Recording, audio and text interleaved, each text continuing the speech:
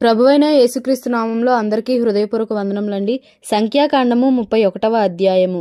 మరియు యెహోవా మిద్యానీయులు ఇశ్రాయేలులకు చేసిన హింసకు ప్రతిహింస చేయుడి.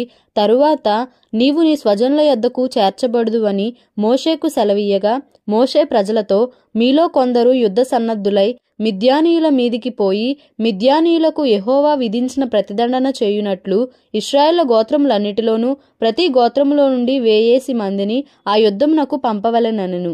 అట్లు గోత్రం ఒక్కంటికి 1000 మంది చొప్పున ఇశ్రాయేళ్ల సేనల్లో నుండి 12,000 యుద్ధవీరులు ఏర్పరచబడగా, మోషే వారిని అనగా ప్రతి గోత్రము నుండి 1000 మందిని యాజకుడగు ఎలియాజరు కుమారుడైన ఫీనెహాసును పంపెను.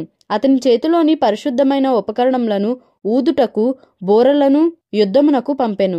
యెహోవా మోషేకు ఆజ్ఞాపించినట్లు వారు మిద్యానీయులతో యుద్ధము చేసి మగవారినందరినీ చంపిరి. చంపబడిన ఇతరులు గాక మిద్యాను రాజులను అనగా మిద్యాను 5 రాజులైన ఎవీని, రేకెమును, సూరును, హూరును, రేబను చంపిరి. బెయోరు కుమారుడైన బిలామును ఖడ్గముతో చంపిరి. అప్పుడు ఇశ్రాయేలీలు మిద్యాను స్త్రీలను వారి చిన్నపిల్లలను చెరపట్టుకుని వారి సమస్త పశువులను వారి గొర్రె మేకలన్నిటినీ వారికి కలిగినది యావత్తును దోచుకొనిరి. మరియు వారి నివాస పట్టణములన్నిటినీ వారి కోటలన్నిటినీ అగ్నిచేత కాల్చివేసిరి. వారు మనుషులనేమి పశువులనేమి సమస్తమైన కొల్లసొమ్మును మిద్యానీయుల ఆస్తిని యావత్తును తీసుకొనిరి. తరువాత వారు మోయాబు మైదానములలో యెరికో యొద్దనున్న యొర్దాను దగ్గర దిగియున్న దండులో మోషే యొద్దకును యాజకుడైన ఎలియాజరు నొద్దకును ఇశ్రాయేళ్ల సమాజము నొద్దకును చెరపట్టబడిన వారిని అపహరణములను ఆ కొల్లసొమ్మును తీసుకొని రాగా, మోషేయు యాజకుడైన ఎలియాజరును సమాజ ప్రధానులందరూ వారిని ఎదుర్కొనుటకు పాళెములో నుండి వెలుపలికి వెళ్ళిరి. అప్పుడు మోషే యుద్ధసేనలో నుండి వచ్చిన సహస్రాధిపతులను శతాధిపతులనగు సేనా నాయకుల మీద కోపపడెను. మోషే వారితో, మీరు ఆడువారినందరినీ బ్రతుకనిచ్చితిరా? ఇదిగో, బిలాము మాటను బట్టి పెయోరు విషయంలో ఇశ్రాయేలీల చేత యెహోవా మీద తిరుగుబాటు చేయించిన వారు వీరు కారా? అందుచేత యెహోవా సమాజంలో తెగులు పుట్టియుండెను గదా. కాబట్టి మీరు పిల్లలలో ప్రతి మగవానిని, పురుష సంయోగము ఎరిగిన ప్రతి స్త్రీని చంపుడి. పురుష సంయోగము ఎరుగని ప్రతి ఆడుపిల్లను మీ నిమిత్తము బ్రతుకనీయుడి. మీరు 7 దినములు పాలెము వెలుపల ఉండవలెను. మీలో నరుని చంపిన ప్రతివాడును, చంపబడిన నరుని ముట్టిన ప్రతివాడును, మీరును మీరు చెరపట్టిన వారును 3వ దినమున 7వ దినమున మిమ్మును మీరే పవిత్రపరచుకొనవలెను. మీరు బట్టలన్నిటినీ, చర్మ వస్తువులన్నిటినీ, మేక వెంట్రుకల వస్తువులన్నిటినీ, కొయ్య వస్తువులన్నిటినీ పవిత్రపరచవలెనెను.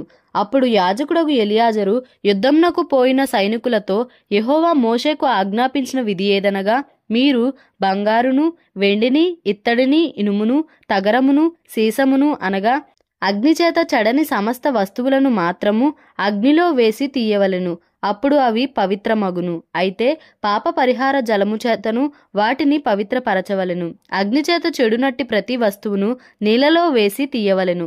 7వ దినమున మీరు మీ బట్టలు ఉదుకుకొని పవిత్రులైన తరువాత పాలెంలోనికి రావచ్చుననెను. మరియు యెహోవా మోషేకు ఇలాగు సెలవిచ్చెను, నీవును యాజకుడైన ఎలియాజరును సమాజము యొక్క పితరుల కుటుంబములలో ప్రధానులను, మనుషులలోనేమి పశువులలోనేమి చెరపట్టబడిన దోపుడు సొమ్ము మొత్తమును లెక్కించి 2 భాగములుగా చేసి యుద్ధమునకు పూనుకొని సేనగా బయలుదేరిన వారికి సగమును, సర్వ సమాజమునకు సగమును పంచిపెట్టవలెను. మరియు సేనగా బయలుదేరిన యోధుల మీద యెహోవాకు పన్ను కట్టి ఆ మనుషులలోను, పశువులలోను, గాడిదలలోను, గొర్రె మేకలలోను 500కు 1 చొప్పున వారి సగములో నుండి తీసుకొని యెహోవాకు ప్రతిష్టార్పణముగా యాజకుడైన ఎలియాజరుకు ఇయ్యవలెను. మనుషులలోను, పశువులలోను, గాడిదలలోను, గొర్రె మేకలలోను, సమస్త విధముల జంతువులలోను 50ంటికి 1 చొప్పున ఇశ్రాయేలీలు సగములో నుండి తీసుకొని యెహోవా మందిరమును కాపాడు లేవీయులకు ఇయ్యవలెను.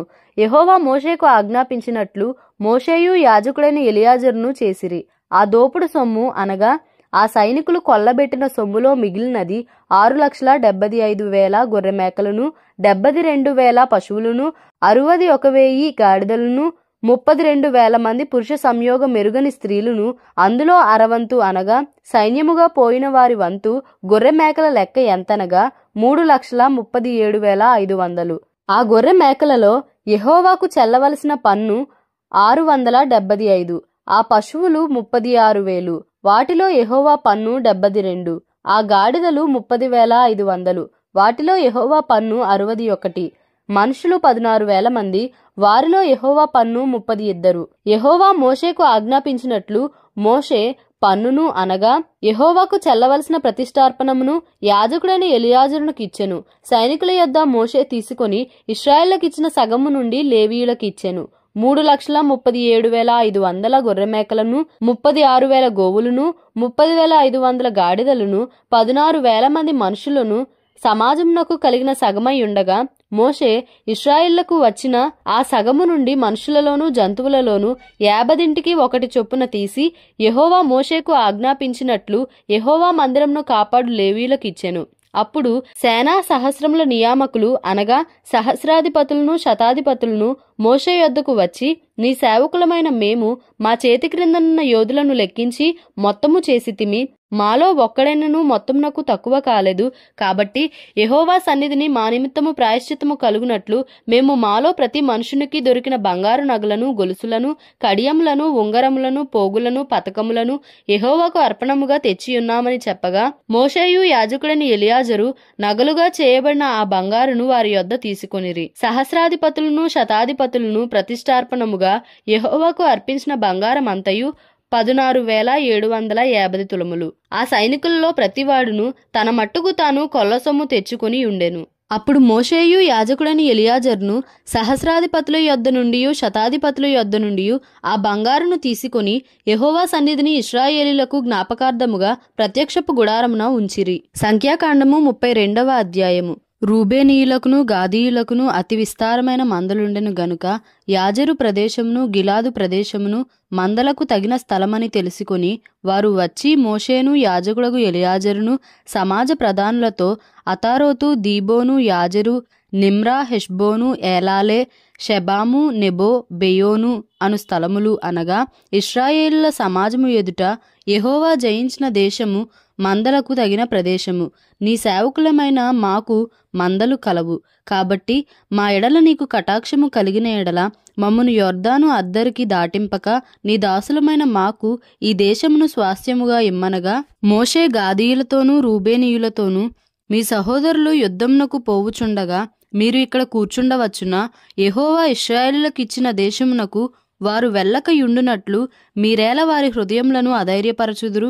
ఆ దేశమును చూచుటకు కాదేషు బర్నేయలో నుండి మీ తండ్రులను నేను పంపినప్పుడు వారును అలాగు చేసిరి గదా. వారు ఎష్కోలు లోయలోనికి వెళ్లి ఆ దేశమును చూచి ఇశ్రాయేలుల హృదయమును అధైర్యపరచిరి గనుక యెహోవా తమకిచ్చిన దేశమునకు వారు వెళ్ళకపోయిరి. ఆ దినమున యెహోవా కోపము రగులుకొని 20 ఏండ్లు మొదలుకొని పైప్రాయము కలిగి ఐగుప్తు దేశంలో నుండి వచ్చిన మనుషులలో పూర్ణ మనసుతో యెహోవాను అనుసరించిన కెనెజీయుడగు యెఫున్నె కుమారుడైన కాలేబును, నూను కుమారుడైన యెహోషువయు తప్ప మరి ఎవడునూ పూర్ణ మనస్సుతో నన్ను అనుసరింపలేదు గనుక నేను అబ్రహాము, ఇస్సాకు, యాకోబులకు ప్రమాణపూర్వకముగా నిచ్చిన దేశమును వారు తప్ప మరి ఎవరినూ చూడనే చూడరని ప్రమాణము చేసెను.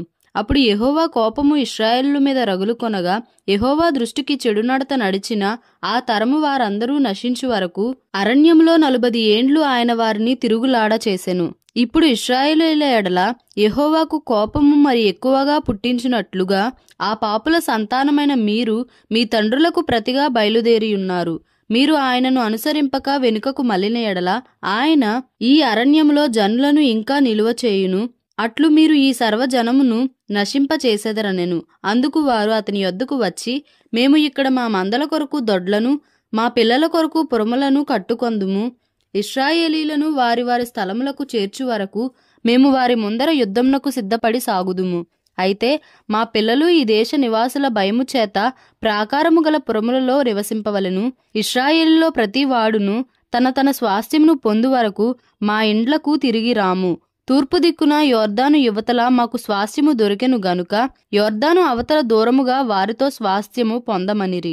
అప్పుడు మోషే వారితో, మీరు మీ మాట మీద నిలిచి యెహోవా సన్నిధిని యుద్ధమునకు సిద్ధపడి యెహోవా తన ఎదుట నుండి తన శత్రువులను వెళ్ళగొట్టు వరకు యెహోవా సన్నిధిని మీరందరూ యుద్ధ సన్నద్ధులై యొర్దాను అవతలికి వెళ్ళిన ఎడల ఆ దేశము యెహోవా సన్నిధిని జయింపబడిన తరువాత మీరు తిరిగి వచ్చి యెహోవా దృష్టికిని ఇశ్రాయేలు దృష్టికిని నిర్దోషులై ఉందురు. అప్పుడు ఈ దేశము యెహోవా సన్నిధిని మీకు స్వాస్థ్యమగును. మీరు అట్లు చేయని ఎడల యెహోవా దృష్టికి పాపము చేసిన వారగదురు గనుక మీ పాపము మిమ్మును పట్టుకొనును అని తెలుసుకొనుడి. మీరు మీ పిల్లల కొరకు పురములను మీ మందల కొరకు దొడ్లను కట్టుకొని మీ నోట నుండి వచ్చిన మాట చొప్పున చేయుడనెను. అందుకు గాదీయులను రూబేనీయులను మోషేతో, మా ఏలినవాడు ఆజ్ఞాపించినట్లు నీ దాసులమైన మేము చేసేదము. మా పిల్లలు, మా భార్యలు, మా మందలు, మా సమస్త పశువులు అక్కడ గిలాదు పురములలో ఉండును. నీ దాసులమైన మేము అనగా మా సేనలో ప్రతి యోధుడును మా ఏలినవాడు చెప్పినట్లు యెహోవా సన్నిధిని యుద్ధము చేయుటకు యొర్దాను అవతలికి వచ్చేదమనిరి. కాబట్టి మోషే వారిని గూర్చి యాజకుడైన ఎలియాజరుకును నూను కుమారుడైన యెహోషువకును ఇశ్రాయేలుల గోత్రములలో పితరుల కుటుంబముల ప్రధానులకును ఆజ్ఞాపించి వారితో ఇట్లనెను. గాదీయులను రూబేనీయులను అందరూ యెహోవా సన్నిధిని యుద్ధమునకు సిద్ధపడి మీతో కూడా యొర్దాను అవతలికి వెళ్ళిన ఎడల ఆ దేశము మీ చేత జయింపబడిన తరువాత మీరు గిలాదు దేశమును వారికి స్వాస్థ్యముగా ఇయ్యవలెను.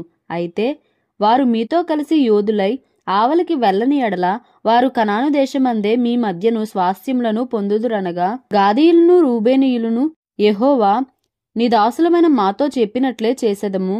మేము యెహోవా సన్నిధిని యుద్ధ సన్నద్ధులమై నది దాటి కనాను దేశంలోనికి వెళ్ళెదము. అప్పుడు యొర్దాను యువతల మేము స్వాస్థ్యమును పొందెదమని ఉత్తరమిచ్చిరి. అప్పుడు మోషే వారికి అనగా గాదీయులకును రూబేనీయులకును యోసేపు కుమారుడైన మనష్షే అర్ధగోత్రపు వారికిని అమోరీయుల రాజైన సీహోను రాజ్యమును బాషాను రాజైన ఓగు రాజ్యమును దాని ప్రాంత పురములతో ఆ దేశమును చుట్టూనుండు ఆ దేశ పురములను ఇచ్చెను. గాదీయులు దీబోను, అతారోతు, అరోయేరు, అత్రోతు, షోపాను, యాజెరు, యొగ్బెహ, బేత్నిమ్రా, బేత్హారాను అను ప్రాకారములు గల పురములను మందల దొడ్లను కట్టుకొనిరి. రూబేనీయులు మారుపేరు పొందిన హెష్బోను, ఏలాలే, కిరియతాయిము, నెబో, బయల్మెయోను, షిబ్మా అను పురములను కట్టి తాము కట్టిన ఆ పురములకు వేరు పేరులు పెట్టిరి. మనష్షే కుమారులైన మాకీరీయులు గిలాదు మీదికి పోయి దాని పట్టుకొని దానిలోనున్న అమోరీలను వెళ్ళగొట్టిరి. మోషే మనష్షే కుమారుడైన మాకీరుకు గిలాదునిచ్చెను. అతడు అక్కడ నివసించెను. మనష్షే కుమారుడైన యాయీరు వెళ్లి వారి పల్లెలను పట్టుకొని వాటికి యాయీరు పల్లెలను పేరు పెట్టెను. నోబహు వెళ్లి కెనాతును దాని గ్రామములను పట్టుకొని దానికి నోబహు అని తన పేరు పెట్టెను. సంఖ్యాకాండము 33వ అధ్యాయము. మోషే అహరోనుల వలన తమ తమ సేనల చొప్పున ఐగుప్తు దేశములో నుండి బయలుదేరి వచ్చిన ఇశ్రాయేలు చేసిన ప్రయాణములు ఇవి. మోషే యెహోవా సెలవిచ్చిన ప్రకారము వారి ప్రయాణములను బట్టి వారి సంచార క్రమములను వ్రాసెను. వారి సంచార క్రమముల ప్రకారము వారి ప్రయాణములు ఇవి. మొదటి నెల 15వ దినమున వారు రామెసేసులో నుండి ప్రయాణమై పస్కా పండుగకు మరునాడు వారి మధ్యను యెహోవా హతము చేసిన తొలిచూలులనందరినీ ఐగుప్తీయులు పాతిపెట్టుచుండగా ఇశ్రాయేలీయులు ఐగుప్తులందరి కన్నుల ఎదుట జయోత్సాహముతో బయలుదేరి వచ్చిరి. అప్పుడు ఐగుప్తీయుల దేవతలకు యెహోవా తీర్పు తీర్చెను. ఇశ్రాయేలీయులు రామసేసులో నుండి బయలుదేరి సుక్కోతులో దిగిరి. సుక్కోతులో నుండి వారు బయలుదేరి అరణ్యపు కడనున్న ఏతాములో దిగిరి. ఏతాములో నుండి బయలుదేరి బయల్సెఫోను ఎదుటనున్న పీహ హీరోతు తట్టు తిరిగి మిగ్దోలు ఎదుట దిగిరి. పీహ హీరోతులో నుండి బయలుదేరి సముద్రము మధ్య నుండి అరణ్యములోనికి చేరి ఏతాము అరణ్యమందు 3 దినముల ప్రయాణము చేసి మారాలో దిగిరి. మారాలో నుండి బయలుదేరి ఏలీముకు వచ్చిరి. ఏలీములో 12 నీటి బుగ్గలను 70 ఈత చెట్లును ఉండెను. అక్కడ దిగిరి. ఏలీములో నుండి వారు బయలుదేరి ఎర్ర సముద్రము నొద్ద దిగిరి. ఎర్ర సముద్రము నొద్ద నుండి బయలుదేరి సీను అరణ్యమందు దిగిరి. సీను అరణ్యంలో నుండి బయలుదేరి దోపకాలో దిగిరి. దోపకాలో నుండి బయలుదేరి ఆలూషులో దిగిరి. ఆలూషులో నుండి బయలుదేరి రెఫీదీములో దిగిరి.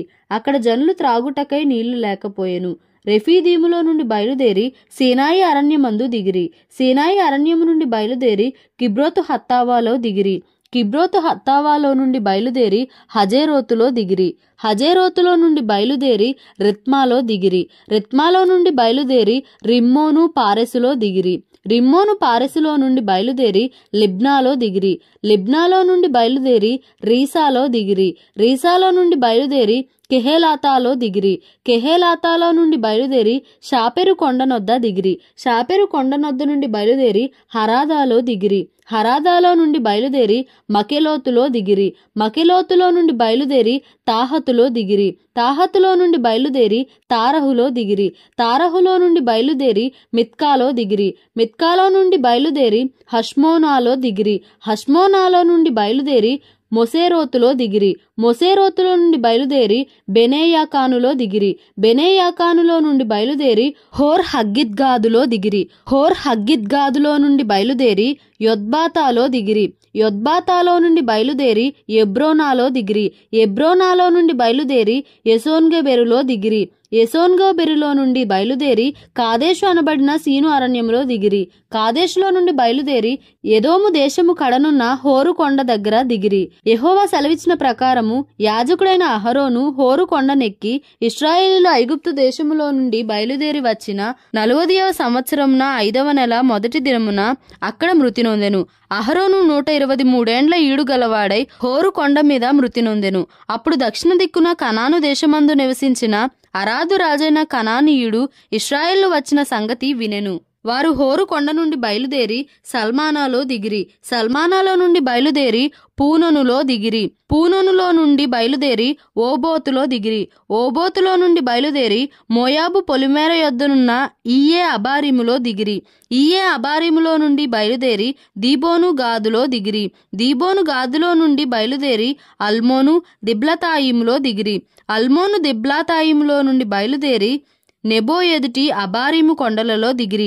అబారీము కొండలలో నుండి బయలుదేరి ఎరుకో దగ్గర యొర్దానుకు సమీపమైన మోయాబు మైదానములలో దిగిరి. వారు మోయాబు మైదానములలో బెత్యేషిమోతు మొదలుకొని ఆబేలు షిత్తీము వరకు యొర్దాను దగ్గర దిగిరి. ఎరుకో యొద్ద అనగా యొర్దానుకు సమీపమైన మోయాబు మైదానములలో యెహోవా మోషేకు ఇలాగు సెలవిచ్చెను. నీవు ఇశ్రాయేలుతో ఇట్లనుము, మీరు యొర్దానును దాటి కనాను దేశమును చేరిన తరువాత ఆ దేశ నివాసులందరినీ మీ ఎదుటి నుండి వెళ్ళగొట్టి వారి సమస్త ప్రతిమలను నాశనము చేసి వారి పోత విగ్రహములనన్నిటినీ నశింపచేసి వారి ఉన్నత స్థలములన్నిటినీ పాడు చేసి ఆ దేశమును స్వాధీనపరచుకొని దానిలో నివసింపవలెను. ఏలయనగా దాని స్వాధీనపరచుకున్నట్లు ఆ దేశమును మీకిచ్చితిని. మీరు మీ వంశముల చొప్పున చీట్లు వేసి ఆ దేశమును స్వాస్థ్యములుగా పంచుకొనవలెను. ఎక్కువ మందికి ఎక్కువ స్వాస్థ్యమును తక్కువ మందికి తక్కువ స్వాస్థ్యము ఇయ్యవలెను. ఎవరి చీటి ఏ స్థలమున పడునో వానికి ఆ స్థలమే కలుగును. మీ తండ్రుల గోత్రముల చొప్పున మీరు మీ స్వాస్థ్యములు పొందవలెను. అయితే మీరు మీ ఎదుటి నుండి ఆ దేశ నివాసులను వెళ్ళగొట్టని ఎడల మీరు వారిలో ఎవరిని ఉండనిచ్చెదరో వారు మీ కనులలో ముండ్లుగాను మీ ప్రక్కలలో శూలములుగాను ఉండి మీరు నివసించు ఆ దేశంలో మిమ్మును బాధ పెట్టెదరు. మరియు నేను వారికి చేయ తలంచినట్లు మీకు చేసేదనని వారితో చెప్పుము. దేవుడి పరిశుద్ధ వాక్యంను మన వినికిడిలో దీవించి ఆశీర్వదించునుగాక. Amen. Please like, share and subscribe for more videos.